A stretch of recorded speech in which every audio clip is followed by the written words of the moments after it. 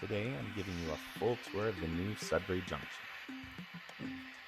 Where it stands right now, some of my future plans, insight into my design and track plan, and how everything is going to come together. Thanks for tuning in, let's jump right into it. Starting off, I've skipped the engine facility for now as it's not installed yet. Eventually, this will be an engine facility with a roundhouse and additional storage tracks. This section will also serve as the east access to the staging yard, which is under construction. I'll cover that in a future video. From here, let's follow VIA 6110 and RDC1 for the rest of the tour. Leaving the yard, there will be a city spur inside this end loop. This area will support several small industries along with a couple of sidings for storage and operations. These connect back to the main line through a crossover, which also serves the yard, the city spur, and functions as part of the staging yard access near the engine facility. The main line again approaches the main yard at Sudbury Junction at this point. There will be a main station that will be in between, kind of where the track cleaning block is right now. But this part of the main line continues around the loop and does not reconnect with the yard. Next up is a small chemical plant, loosely inspired by one in downtown Guelph. There's room here for about 6 cars at the plant, plus another 6 on a siding for switching and operations. There's also an additional siding off the main line nearby with space for 2 more industries.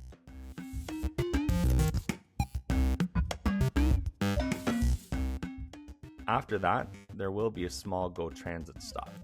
Nothing more than a platform, but it adds some operational variety for my future GO equipment. Moving around the bend into the central peninsula, this area will feature elevated scenery with a main line appearing cut into the hillside.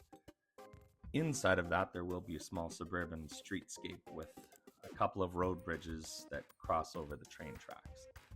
Next is the main industrial section.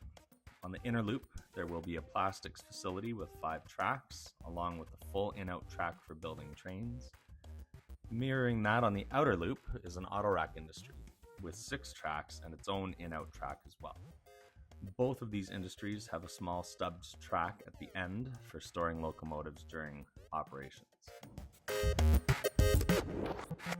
Rounding the next bend, there will be an elevated track crossing over the layout on bridges. It won't connect anywhere and it'll dead end in the staging yard.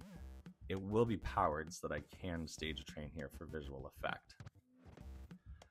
From here, we move into the sweeping mainline section inspired by rural Ontario, something like approaching the Ingersol Station.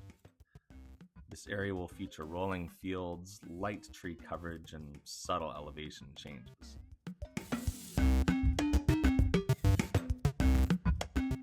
There will also be an Ingersol Station and a small concrete plant here too.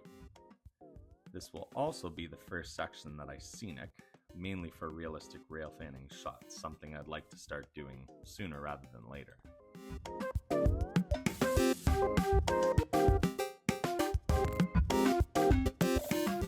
Next is the transition curve into a more Northern Ontario style landscape.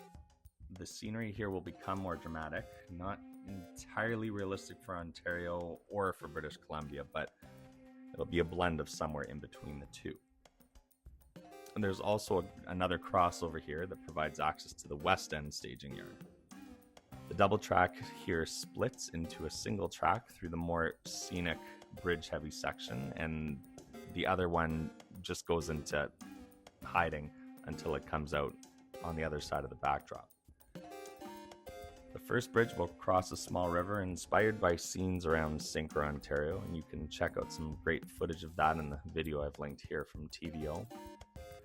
After that, I'll be recreating one of my favorite scenes from the first layout, a single track bridge crossing the French River. It'll be slightly different in design, but thematically very similar.